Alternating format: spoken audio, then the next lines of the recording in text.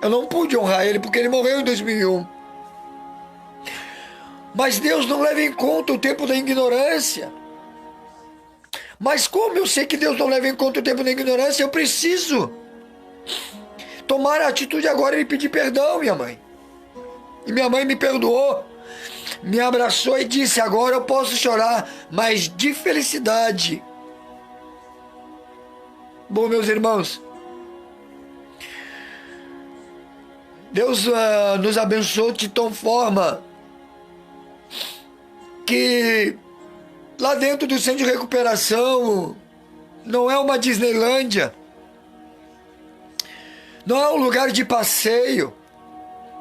Lá dentro eu aprendi a ter compromisso. Lá dentro eu aprendi a obedecer regras. Pensa num camarada que acordava a hora que queria, ia dormir a hora que queria, agora estava debaixo de uma regra. Passou um tempo, a gente se dedicou a ajudar os irmãos, a fazer a obra. Deus nos ergueu como obreiro da casa do Senhor lá. E depois, com o tempo, eu comecei a trabalhar externamente, porque a casa, a gente trabalha voluntariamente para casa, a gente tem um ganho naquilo. E um dia eu fui visitar minha mãe e Deus tocou o meu coração, que não era mais para mim sair de dentro daquela casa, que era para ficar ali dentro, que ali dentro ele ia me levantar por cabeça e não por cauda. Eu ouvi a voz de Deus, a mesma voz que falou comigo quando eu estava loucão. E eu cheguei e falei para um obreiro que eu não queria mais vender, não queria mais sair para a rua. Meus irmãos, quando teve um culto lá, eu fui pedir uma oração para um obreiro. Ele olhou para mim e disse que tudo que estava em meu coração, esse obreiro, o irmão Diogo Silva, homem de Deus, casado, Deus restaurou a família dele, a vida dele tem um testemunho lindo também. Ele disse as palavras que Deus havia botado no meu coração. Ele disse: olha, tudo que está no teu coração foi Deus quem colocou. Não é para te sair daqui, porque aqui dentro ele vai te levantar por cabeça e não por cauda. Meus irmãos, passou 2 meses, eu fui erguido novamente a obreiro, e depois fui erguido para diretor. Resumindo o meu tempo dentro do centro de recuperação, eu fui diretor de aproximadamente quase 90 pessoas, ex-traficante, ex-assassinos, ex-estuprador, ex-ladrão, tudo. Mas desses ex, que às vezes a sociedade e às vezes muito de nós crentes não acreditamos que Deus possa mudar um drogado e transformar em um homem de Deus. E às vezes nós achamos, porque olhamos com visão humana. Mas quando nós olhamos com olhar de misericórdia, igual Cristo olha para nós, nós conseguimos ver Deus mudando a história de homens e de mulheres. Bom, meus irmãos, eu saí de dentro do centro de recuperação e talvez o irmão Jonas Carvalho, o Daniel Nogueira, quando eles assistiam essa live, esse vídeo,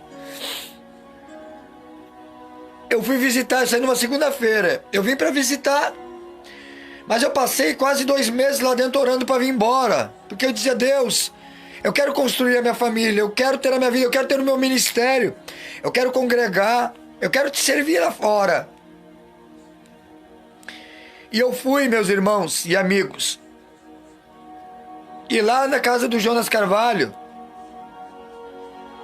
estava o Daniel Nogueira.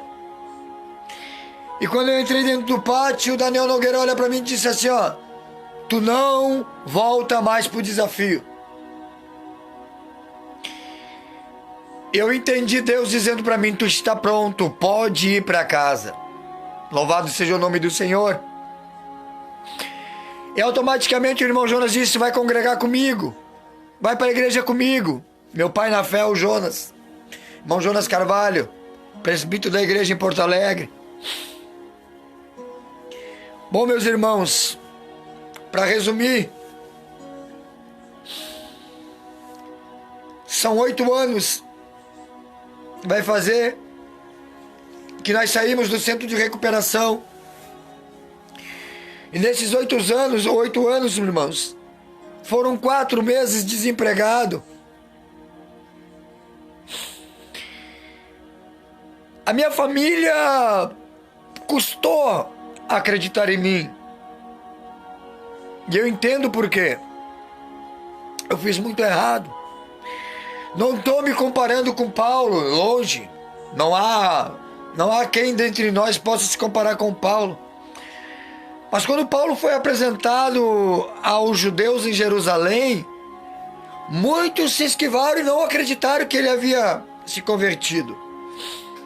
E a mesma forma foi a minha família. Minha mãe sempre acreditou, porque mãe conhece o filho quando o filho muda. A mãe conhece o filho. Mas, meus irmãos, isso foi de aprendizagem tão grande para a minha vida. Foram 4 meses desempregado.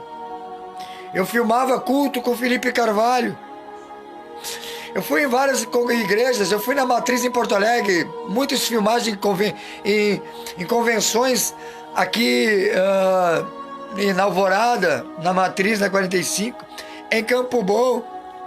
Conheci muitos pregadores, Marco Feliciano, Adaildo Costa, conheci Carvalho Júnior, Paulo Lucatelli, Homens de Deus, Félix, pastor Félix do Malawi.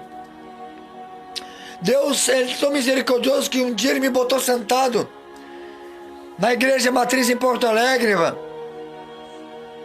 Me botou sentado no meio de pastores de convenção, porque eu estava ajudando o Felipe Carvalho, acompanhando ele num culto.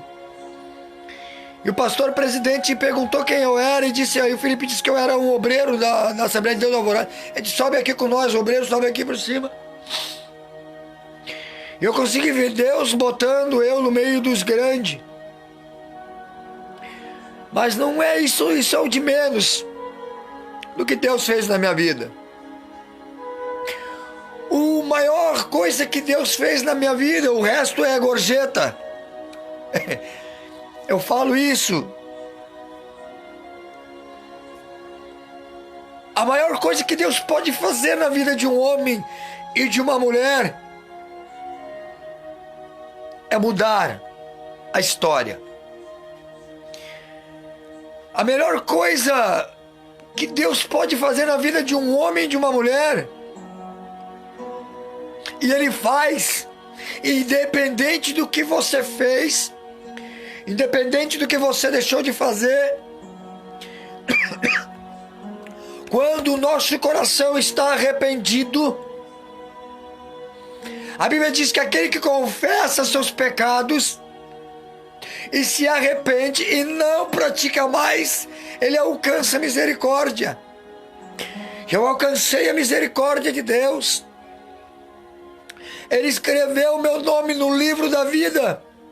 Eu preciso manter este nome escrito lá, perseverando na minha fé. Como assim, irmão Marcos? O resto é gorjeta, meus irmãos. O que eu posso comparar neste mundo quando eu tenho o nome escrito no livro da vida? Nada, nada territorial, nada terreno há de se comparar com o nome escrito no livro da vida. Irmão Jonas Carvalho entrando aí, Deus te abençoe. Irmão Jonas Carvalho, esse meu pai na fé, homem que Deus me usou para levar para o centro de recuperação, Deus te abençoe. A Fabiana vai estar mandando um ok para ti aí. Não há, meus irmãos, nada mais importante que nós podemos almejar neste mundo do que ter o nome escrito no livro da vida. As pessoas às vezes assumem um púlpito e dizem: esta noite Deus tem o melhor para você. E eu fico pensando, como há alguma coisa melhor do que o Filho Jesus para minha vida e para a tua vida? Não há, meus irmãos, entendam. Não há nada que nós podemos comparar nessa terra em ter o nome escrito no livro da vida. Jesus diz na sua palavra, o que eu li aqui para dar uma introdução no meu testemunho: o seu jugo é leve. O jugo do judaísmo pesava demais sobre o povo de Deus, através da hipocrisia dos doutores da lei. E Jesus diz: o meu jugo, ele é suave. Ele está dizendo que o jugo dele eu consigo carregar. E o fardo é leve. O jugo